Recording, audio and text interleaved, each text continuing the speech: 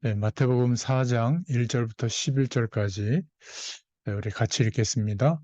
그때 예수께서 성령에게 이끌리어 마귀에게 시험을 받으러 광야로 가사 40일을 밤낮으로 금식하신 후에 줄이신지라. 시험하는 자가 예수께 나와서 이르되 내가 만일 하나님의 아들이거든 명하여 이 돌들로 떡덩이가 되게 하라.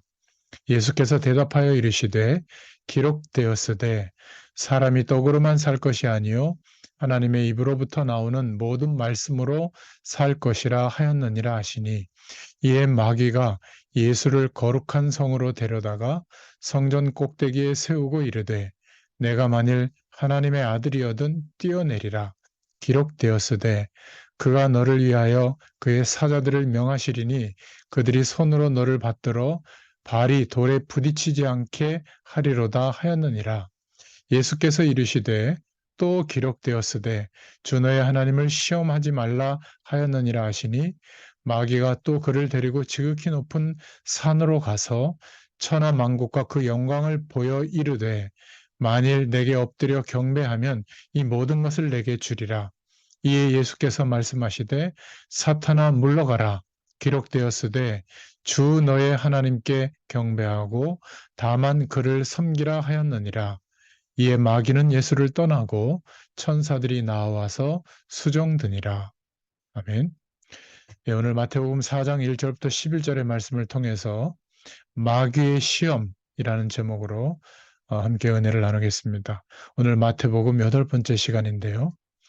우리가 좀 서론으로 생각해 볼 것은 어, 믿음은 진리를 믿는 것이죠.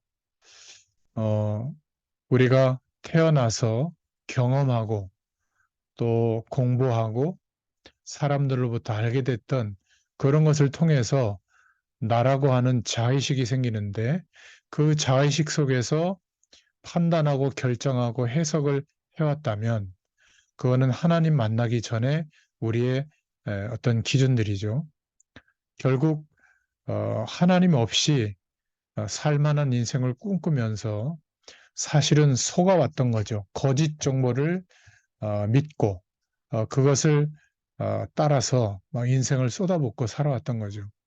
이제 예수 그리스도 안에서 진리 되신 하나님께서 우리에게 말씀해 주시고 성령으로 함께 하시면서 영원한 하나님의 축복을 체험할 수 있도록 은혜를 주고 계시는데, 이제는 우리가 믿는 것이 그냥 내가 열심히 노력해서 얻게 된 자기 확신이나 정신을 집중하고 통일했을 때 오는 어떤 확신이 아니라, 만약 그런 것을 믿음이라고 우리가 부둥켜 안고 막 펄펄 뛰고 막 이런다면 조금 있으면 헷갈리게 되고 또 사람의 말에 속게 되고 또 문제가 오면 좌절을 겪게 될 겁니다.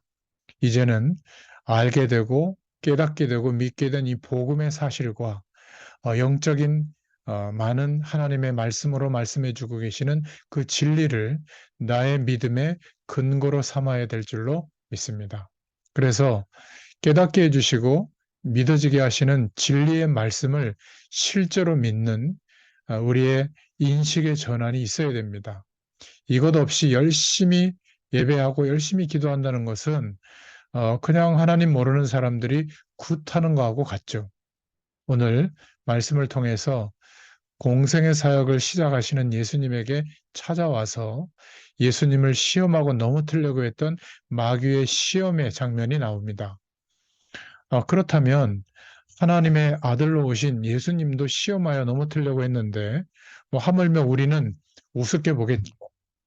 지금도 마귀의 시험은 다양한 것 같지만 시험하는 내용은 거의 비슷합니다.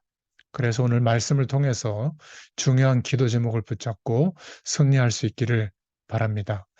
첫 번째로 우리가 생각해야 될 것은 우리가 영적 싸움에서 승리하려면 성령으로 주님께서 우리와 함께 하신다.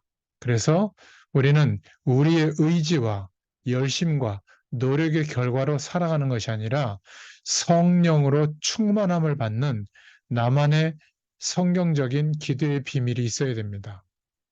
여러 번 말씀드렸지만 여러분, 어렵게 하면 얼마 하다 못합니다. 가장 쉽고 지속할 수 있어야 되거든요. 제일 좋은 방법은 여러분 주일날 예배드리는 여러분 교회 주일 강단의 말씀을 잘 기록했다가 그 말씀을 매일 조금 일찍 일어나서 보면서 하나님이 말씀을 통해서 나에게 무엇을 깨닫게 하시려고 이 말씀을 주었습니까? 어떤 복음의 가치를 알게 하려고 이 말씀을 주었습니까? 하고 나와 함께 하시는 성령께 질문해 보세요. 그러면 성령 하나님께서 우리의 심중에 에, 깨닫게 해주십니다. 아, 이런 부분을 말씀하시려고 하는 게 아닌가? 그러면 그러한 내용을 좀 적으셔야 됩니다. 적어놓고 그 말씀의 내용을 이제 생각해보고 또 기도해보고 이런 시간이 있어야 되거든요. 묵상의 시간이 있어야 됩니다. 그러면 하루를 살아가면서도 그 내게 허락하신 깨닫게 해주시는 말씀의 기준이 있기 때문에 그 내용을 가지고 해석도 해보고 판단도 해보고 또 그런 방향으로 결정도 해보고 잘 모를 때는 좀 기다려보기도 하고 이렇게 하루를 보내보면 하나님께서 깨닫게 해주시는 그 말씀의 의미가 어떠한 것인지를 이제 잠자리에 들기 전에는 알게 되죠. 그것도 묵상이에요. 그러면서 결국 내리는 결론은 뭐냐면 우리 힘과 노력과 열심으로는 한계구나. 되어지는 게 거의 없구나. 결국 하나님께서 우리와 함께 하시는 성령의 충만함이 필요하구나. 이때부터 전심으로 성령 충만을 주세요 하고 구하게 됩니다. 그러면 당장 영적인 힘이 와요. 내가 막 열심히 해서 생기는 힘이 아니라 하나님이 주시는 영적인 힘이 오거든요. 이것은 잠깐 있다가 없어지는 힘이 아닙니다. 우리가 하나님 앞에 부름받기 전까지 일평생을 이 성령의 충만한 은혜 속에서 살아가야 되거든요. 그래야 현장과 현실과 문제와 사건과 사람, 우리의 연약함들을 넘어서게 되고 승리할 수 있게 됩니다. 더군다나 더 중요한 이 사단의 세력이 계속 속이고 있고 공격하고 있거든요. 그런 영적 싸움에서 승리할 수 있습니다. 바로는 구약에 바로 임금은 요셉을 보고 여호와의 신에 감동된 자다 이렇게 고백했죠. 다윗도 보면 성령에 감동된 기록이 많이 나옵니다. 사도 바울은 늘 성령 안에서 무시로 기도했었죠. 예수님도 사도행전 1장 8절에 오직 성령이 너희에게 임하시면 권능을 받게 되고 땅끝까지 증인이 될 것이다. 이렇게 말씀하였습니다. 여호와 하나님께서 말씀을 여호와의 말씀을 예수께서 성취하시고 지금 우리에게 믿는 우리에게는 성령으로 역사하십니다. 여러분, 성령의 실제적인 역사를 인정한다면 우리는 굉장한 응답을 받게 될 거예요. 성령께서 실제로 역사하시는 일에 감동받는 것을 깨닫는 게 기도입니다. 그러면 이러한 축복을 누리는 사람은 다른 사람보다 비교할 수 없는 수천 배의 능력, 하나님이 우리와 함께 하시는 능력을 깨닫게 될 겁니다. 그리고 우리가 현장에서 살아가면서 또 기억해야 될 게 두 번째가 뭐냐면 사단의 존재가 있다는 것을 알아야죠. 깨달아야 됩니다. 오늘 마태복음 4장 1절에 보니까 그때 예수께서 성령에게 이끌리어 마귀에게 시험을 받으러 광야로 가사 이렇게 말하고 있잖아요. 성령께서 우리를 마귀에게 시험 받도록 인도하신다 그런 뜻이 아닙니다. 굉장히 중요한 사단과의 싸움에 성령의 인도함을 받았다는 뜻이거든요. 성령의 충만함을 입는 비밀이 있다면, 기도의 비밀이 있다면 우리에게 가장 큰 힘이 될 줄로 믿습니다. 그런데 안타까운 것은 예수 믿는 사람들이 이 부분들을 제일 인정 안 하고 있어요. 돈 많이 버는 거, 성공하는 거, 행복한 조건을 만드는 거, 자녀가 잘 되는 거, 또 와 있는 문제들이 해결되는 거, 이런 것보다 성령의 인도함을 받고 성령 충만함을 받는 이것이 굉장히 이렇게 약하게 인정이 되고 있죠. 사실 성경 말씀은 이 부분을 제일 많이 강조하고 있는 겁니다. 믿는 자에게 실제로 역사하시는 성령의 역사를 주로 강조하고 있죠. 여호와의 말씀을 예수님께서 다 성취시키시고 성령으로 지금도 우리와 함께 하시고 역사하십니다. 반대로 지금 사단과 악한 영들이 많은 사람들을 괴롭히고 있죠. 사단은 지금도 건재합니다. 마태복음 25장 41절에 주님께서 재림하시고 심판하시는 그날까지는 죽는 존재가 아니라 활동하고 있죠. 그때는 영원한 영적인 감옥, 지옥에 갇히게 되지만 말이죠.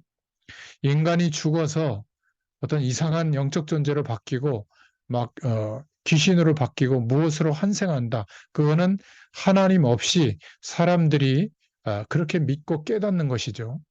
성경은 그렇게 말하고 있지 않습니다. 사단, 천사, 우리 인간의 영혼은 죽는 그러한 내용이 아니죠. 죽는 존재가 아닙니다.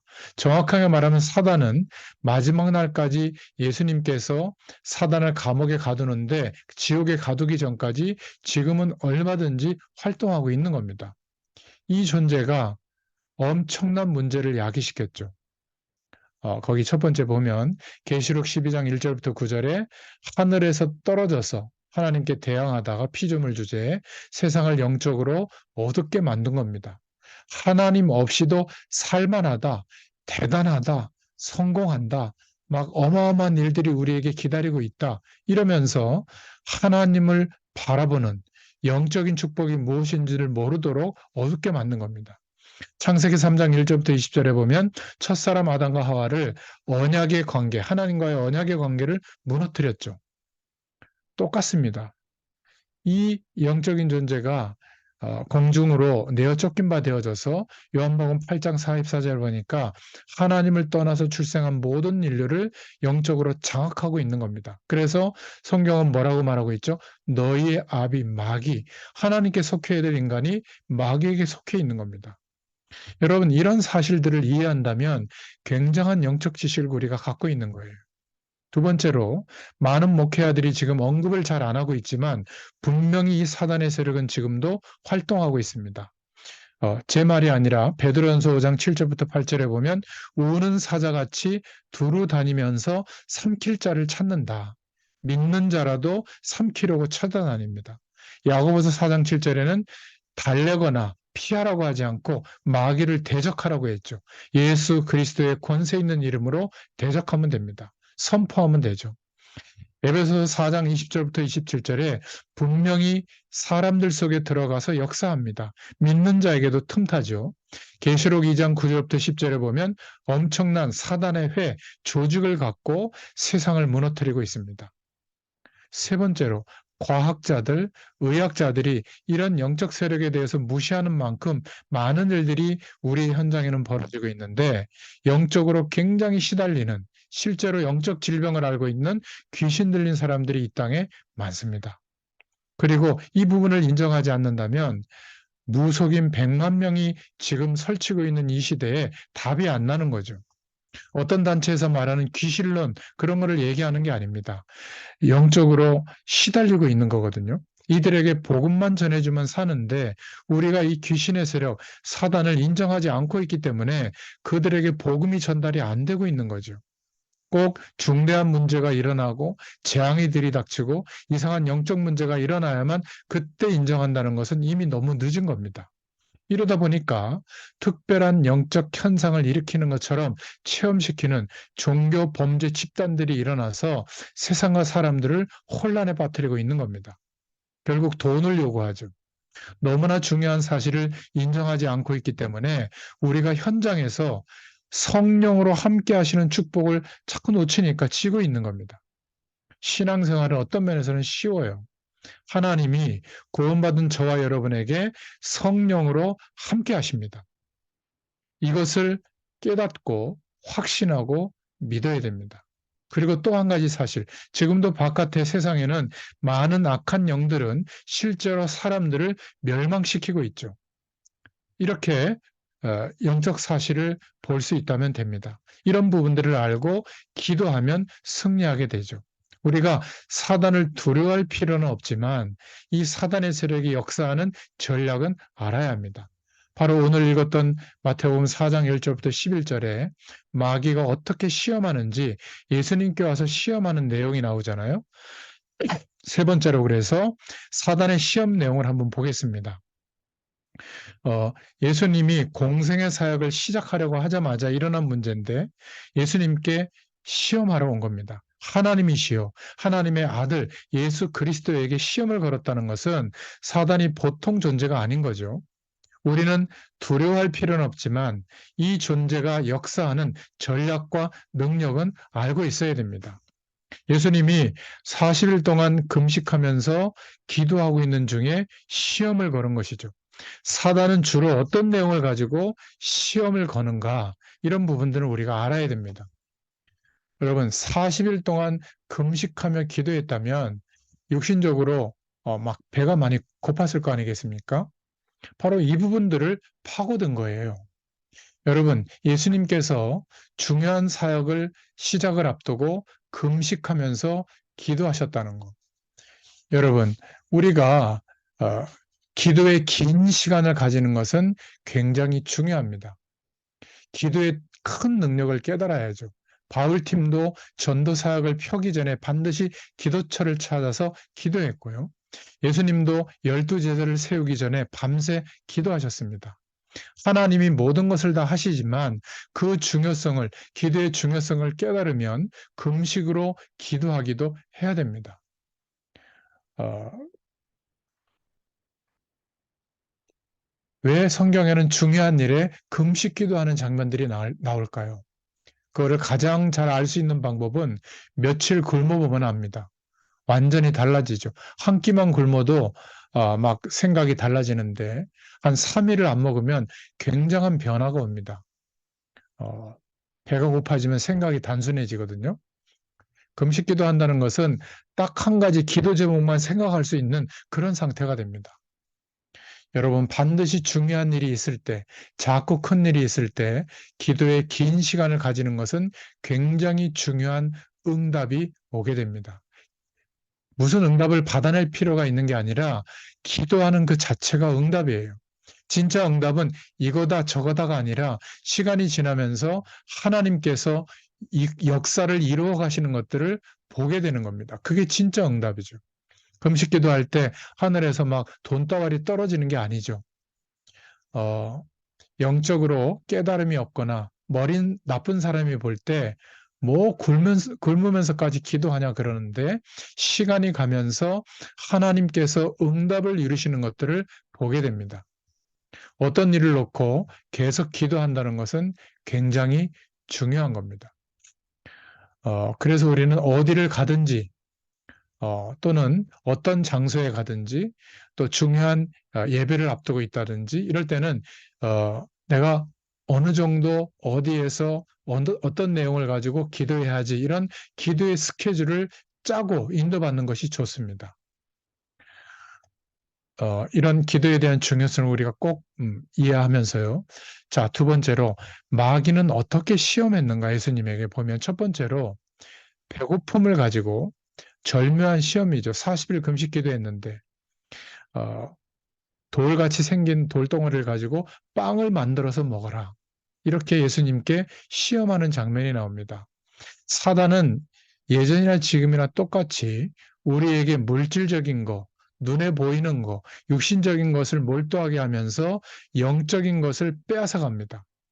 우리의 관심을 물질적인 거에 돌리고는 영적인 것을 모르게 만든다는 사실이에요. 기억해야 됩니다.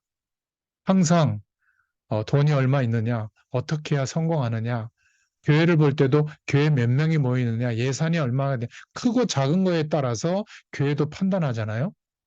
실제로 영적인 문제에 대해서는 많이 몰라요. 가정 안에도 이 부분은 적용이 되는데 가족들끼리 어렵게 만드는 가족 구성원이 문제가 아니라 그 가족 구성원 배후에 역사하는 영적 세력이 있어서 그런 겁니다. 교회 안에 분쟁과 싸움이 일어나는 것도 마찬가지예요. 사람이 하는 것 같지만 배후에 다른 존재가 그렇게 부추기는 겁니다. 그래서 바울은 우리의 싸움은 혈과 육에 대한 싸움이 아니라고 했잖아요.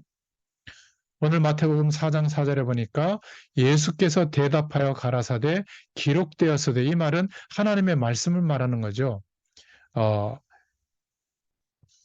나중에 말씀드리겠습니다만은 신명기의 말씀을 가지고 다시 확인하면서 예수님이 말씀하고 있는 겁니다. 뭐라고 말씀하고 있죠? 사람이 떡으로만 살 것이 아니요 하나님의 입으로 나오는 모든 말씀으로 살 것이니라. 단번에 하나님의 말씀으로 사단의 세력을 꺾은 겁니다. 영적인 축복을 우리가 놓치지 말아야 되겠습니다.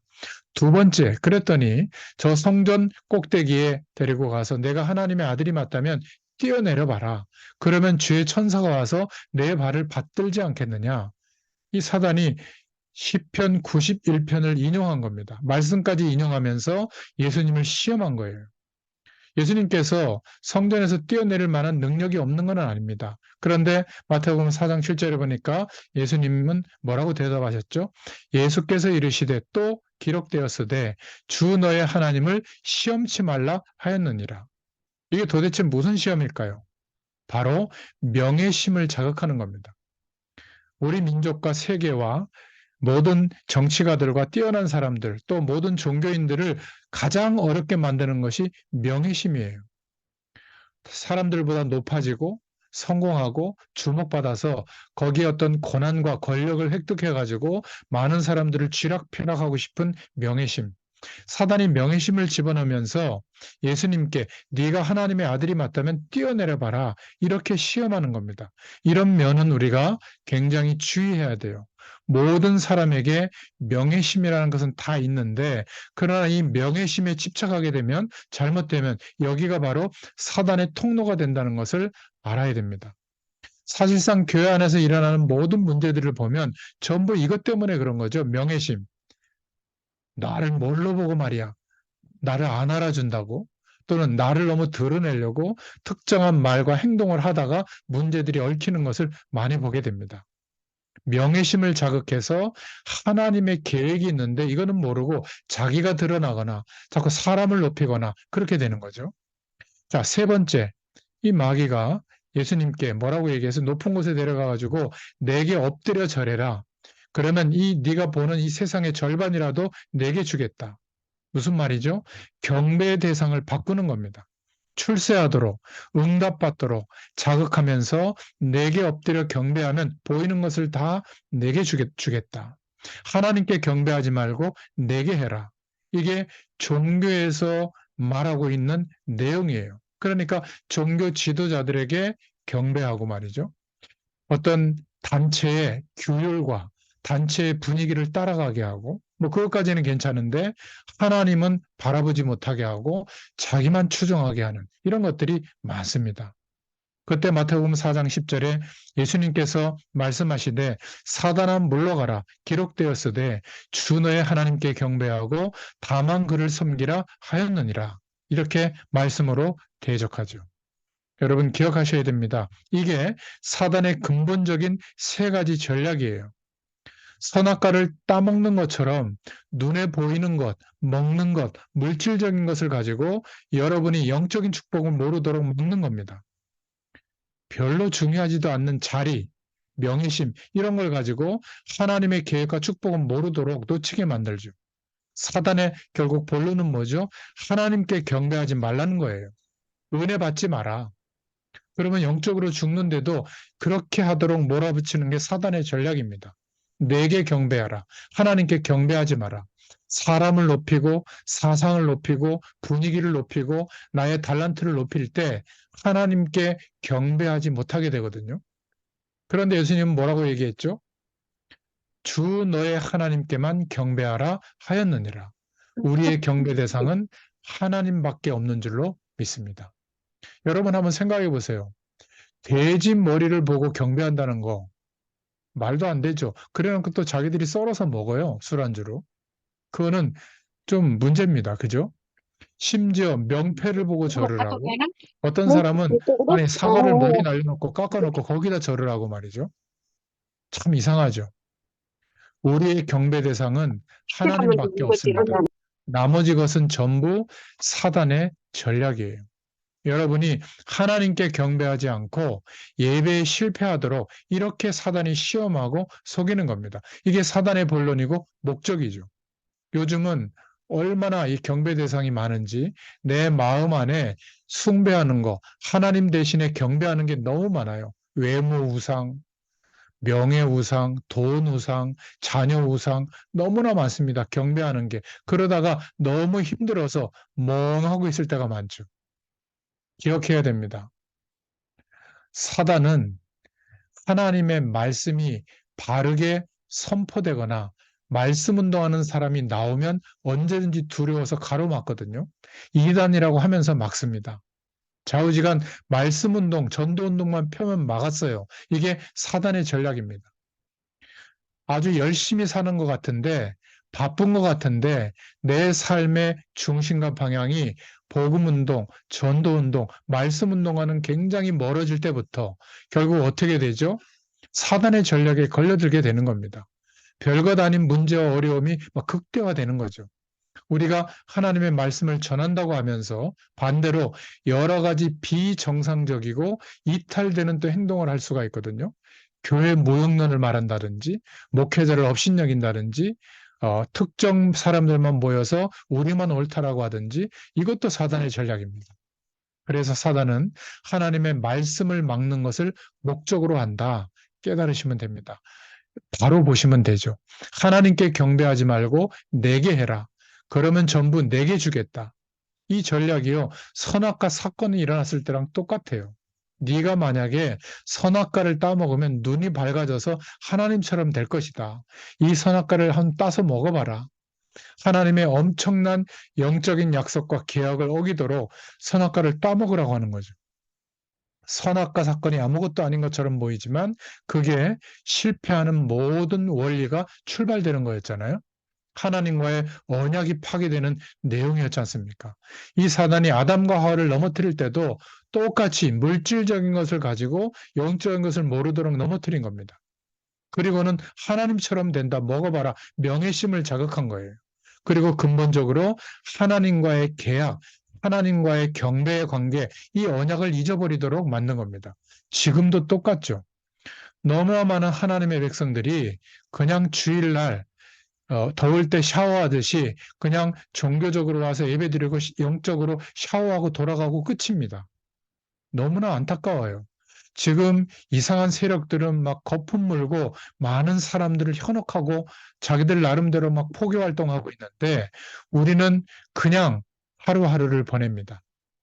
편안하고 그냥 맛있는 거 먹고 좋은 데 여행하고 또 자녀들 잘 돌보고 그냥 내가 좀 건강하고 조금 시간 남으면 좀 운동하고 또 시간 남으면 또 미래를 위해서 스펙을 쌓기 위해서 노력하고 그게 나쁘다는 게 아닙니다. 그런 걸 해야죠. 그런데 왜 하느냐는 거예요. 정말 하나님께 영광이 되도록 말씀 운동과 복음 운동이 본격화되기 위해서 준비하고 길을 여는 그런 노력이라면 하나님이 역사하시겠죠. 그죠? 그런데 사단의 세력은 교묘하게 우리가 이 말씀 운동과 전도 운동의 축복을 자꾸 놓치도록 속입니다.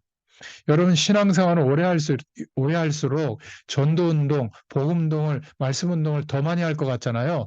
더 못할 가능성이 많아요. 너무 익숙해져서. 그리고 그냥 분위기상 나도 그냥 거기에 일조를 하는 것처럼 생각되는데 여러분 1년이 지나도록 단 한 명에게도 복음이 전달돼서 예수님 영접하는 일이 안 벌어지고 있는 게 많아요. 그런 사람 많습니다. 여러분 보고 막 전도해라 그렇게 말하는 게 아니라 우리의 삶의 중심이 어디 있느냐. 결국 사단의 전략에 우리가 속고 있는 건 아닌가. 기억해 보시기 바랍니다. 여러분 우리가 말씀 운동, 전도 운동 한다고 하면서도 교회나 주의 종들이 볼 때 뭔가 이탈되는 모습을 띠는 이유가 뭐죠? 사단의 전략에 걸린 거예요. 왜 그렇죠? 여기도 사단의 시험이 들어있는 겁니다. 내가 당신들보다 잘났다. 이런 명예심이 들어있기 때문에 협력하거나 순종하지 않는 거죠. 뭔가를 내가 본때를 보여주겠다라고 하는 육신적인 게 들어있기 때문에 그렇습니다. 그리고 하나님을 섬기겠다는 중심이 아니라 내가 나타나기 때문에 그래요. 기억해야 됩니다. 두 가지를 꼭 기억하세요. 하나님의 말씀 운동, 전도 운동이 일어나는데 말씀을 막지 마세요. 안 해도 됩니다. 어떤 사람은 막 적극적으로 막 막아요. 그게 사단의 전략에 이용당하는 겁니다. 또 하나는 뭐죠? 말씀 운동, 전도 운동 하면서 많은 교회와 성도들을 이상하게 만드는 거, 그게 바로 또 사단의 전략에 걸려드는 거죠. 이 두 가지를 못 깨달으면 제2, 제3의 문제가 현장에는 자꾸 일어나는 겁니다. 하나님의 사람이라면 깨닫게 하실 줄로 믿습니다. 우리가 무엇 때문에 하나님의 말씀을 가로막는 사단의 심부름을 할 거예요. 그죠? 사단의 목표는 뭐냐? 하나님의 말씀이, 복음의 말씀이 똑바로 전달 안 되게 하는 겁니다. 이런 전략을 잘 알고 우리가 대처해 나가야 될 줄로 믿습니다. 그래서 하나님의 말씀이 퍼져나가는 것을 막거나 말씀 운동을 한다고 하면서 이탈행위하는 것은 둘 다 사단의 전략이죠. 그래서 예수님은 말씀으로 마귀의 시험을 전부 이기셨습니다. 마귀가 시험 걸러왔을 때 신명기 8장 3절의 말씀을 가지고 사람이 떡으로만 살 것이 아니다. 정말 우리가 사는 것은 하나님의 말씀으로 사는 거다. 또 신명기 6장 16절을 가지고 주 너의 하나님을 시험치 말라. 하나님은 믿음의 대상이지 시험의 대상이 아니다. 마지막으로 신명기 6장 13절의 말씀을 가지고 주 너의 하나님께만 경배하라 하였느니라. 이렇게 말씀으로 완전히 꺾으신 겁니다. 그래서 사단의 유혹을 이겼을 때 믿음의 승리 후에 하나님께서는 마태복음 4장 11절에 주의 천사들을 보내셨죠. 저와 여러분이 믿음에 승리하고 나면 하나님은 주의 천사들을 보내셔서 하나님의 큰 역사를 이루시는 겁니다. 이러한 축복이 오늘 말씀을 통해서 확인해야 될 중요한 기도 제목인 줄로 믿습니다. 자, 오늘 결론을 맺겠습니다. 첫 번째로 우리가 결론 맺을 내용은 여러분이 귀신의 세력, 사단의 존재가 있나 의심이 갑니까? 정신병원 안에 한번 들어가 보세요. 창살 딱 문 걸어 잠그는 곳에. 정신병 환자들이 다 영적 문제로 시달린다는 말이 아닙니다. 그 중에 영적 문제로 시달리는 또 정신병 환자가 있거든요. 그들과 한 일주일만 만나보세요. 사단의 존재, 귀신의 존재 확실히 압니다. 여러분, 무속인 촌이 있는데, 무속인들이 있는 곳, 거기 가서 한번 대화를 해보세요. 왜 무속인 활동을 하게 됐고, 무슨 신을 모시고 있는지, 분명히 귀신이 활동하고 있고, 역사하고 있다는 걸 보게 됩니다. 금방 답 나오죠. 그래서 우리는 결론 두 번째로 사단의 전략 세 가지를 잘 알고 꺾어야 될 줄로 믿습니다. 사단은 어떻게 시험하고 있다고요? 시험에 걸려들지 말아야 됩니다. 육신적인 것, 명예심, 경배의 대상을 바꿔서 뭘 하게 하는 거죠?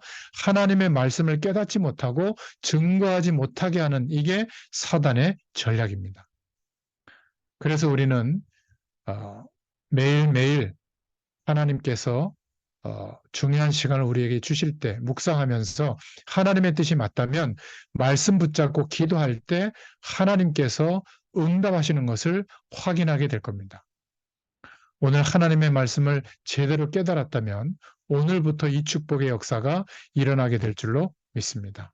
여러분 눈을 뜨고 자세히 보면 밖의 현장에 우리의 현장에 눈에 안 보이는 세력들이 흑암 가운데로 완전히 사로잡고 있고 무너뜨리고 있습니다. 그런데 또 안 보이는 거, 믿는 자 속에 역사하시는 성령의 역사, 이게 안 보이는 겁니다.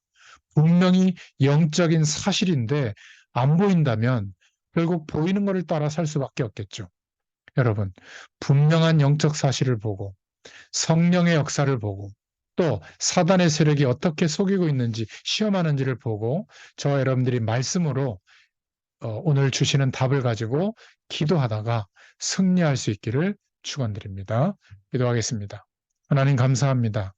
마귀의 시험이 어떻게 오는지 오늘 마태복음 4장의 말씀을 통해서 분명히 보게 하심을 감사합니다.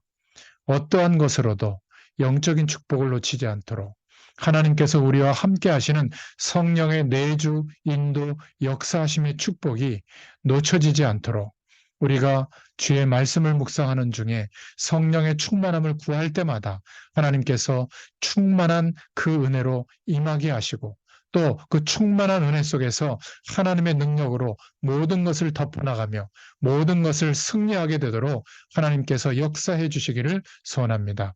믿음의 증인들로 저희들을 세우시고 인도하여 주시옵소서. 예수님의 이름으로 감사하며 기도드렸습니다. 아멘. 감사합니다.